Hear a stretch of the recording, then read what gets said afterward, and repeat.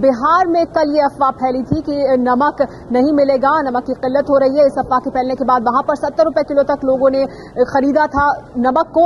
अब इसी तरह की अफवाह पश्चिम बंगाल में फैली, जिसकी वजह से वहां पर ये अफवाह फैलने के बाद लोगों ने 100 से 150 रुपए किलो तक नमक खरीदा है। तो पहले बिहार, अब पश्चिम बंगाल में इस तरह की नमक की कमी की अफवाह फैलने के बाद लोगों ने 100 रुपए 150 रुपए किलो तक नमक खरीदा है। पश्चिम बंगाल में भी नमक को लेकर अफवाह फैली, जिस तरह की अफवाह बिहार में फैली थी। इससे पहले आपको बता दें, उड़ीसा में भी इस तरह की अफवाह फैली थी। पहले आलू को लेकर अफवाह फैली थी, अब बिहार में नमक को लेकर कल ये अफवाह फैली थी, जिसके बाद कार्रवाई भी की गई, लोगों को गिरफ्तार किया गया। लेकिन लोगों ने 70 रुपए तक खरीदा था बिहार में नमक, 70 रुपए किलो तक। अब पश्चिम बंगाल में भी इसी तरह की अफवाह फैली कि नमक की कमी हो जाएगी। इस तरह की अफवाह फैलने के बाद लोगों की लाइन लग गई नमक खरीदने के लिए। पश्चिम बंगाल में भी तस्वीरें हम आपको दिखा रहे हैं बिहार की। कल बिहार में इस तरह की अफवाह फैली थी। कुछ जगहों पर 100 से 150 रुपए किलो तक लोगों ने नमक खरीदा है। पश्चिम बंगाल में भी इसी तरह की अफवाह फैली। बीरभूम और सिलीगुड़ी में ये अफवाह फैली कि नमक की कमी हो जाएगी। पहले इस तरह की अफवाह फैली थी बिहार में, अब पश्चिम बंगाल में भी इस तरह की अफवाह फैली, जिसके बाद लोगों ने 100 से 150 रुपए किलो तक नमक खरीदा है।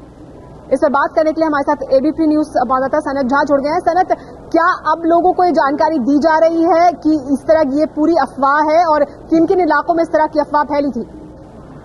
स्मृति जी, कल रात से जो अफवाह फैल गया था पूरा नॉर्थ बंगाल में, जो कुछ बिहार से लेकर सिलीगुड़ी से मालदा तक पूरा डिस्ट्रिक्ट में फैल गया था कि नमक नहीं मिलेगी। भाव का कभी 150 से 200 रुपीज खरीद गया था।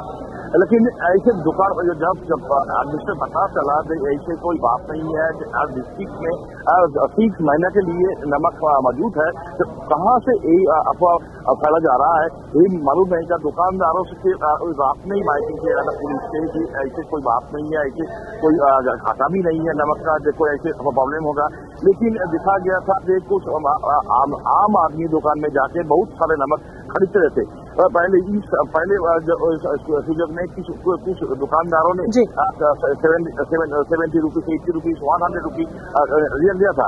बाद में एडमिनिस्ट्रेशन ने तेज दिया गया था, कहीं के भी थोड़ा पुलिस के साथ हाथापाई भी हुई थी। इसके बाद अभी जो है हालत पूरा सुधर चुके हैं, दुकान में अभी नमक मिल रहा है। तो अब हालात सुधर गए हैं, लेकिन कल रात से इस तरह की अफवाह फैली पश्चिम बंगाल में और उत्तर बंगाल में इस तरह की अफवाह फैली। बीरभूम और सिलीगुड़ी इस तरह की अफवाह दार्जिलिंग तक फैल गई थी और लोगों ने 200 रुपए किलो तक नमक खरीदा है पश्चिम बंगाल में। इसी तरह की अफवाह कल बिहार में भी फैली थी नमक की कमी को लेकर, जहां पर लोगों ने उसके बाद काफी महंगा नमक खरीदा, लोगों की लाइन लग गई थी नमक खरीदने के लिए।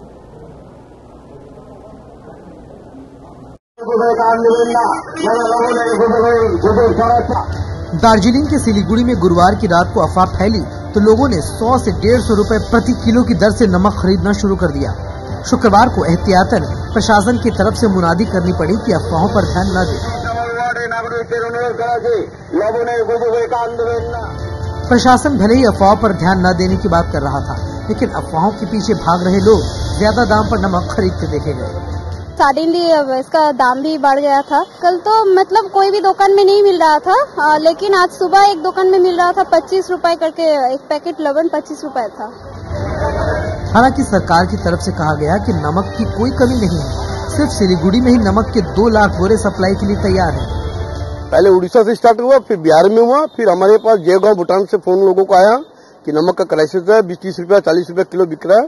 आज भी हमारे बाजार में 7 से 8 रुपया 10 रुपया मैक्सिमम किलो का दाम है, इससे बेसी नमक का दाम नहीं है। स्थिति एकदम कंट्रोल में है, कोई मारामारी नहीं है। लोगों की धरना को चेंज करना है कि कोई नमक की शॉर्टेज नहीं है।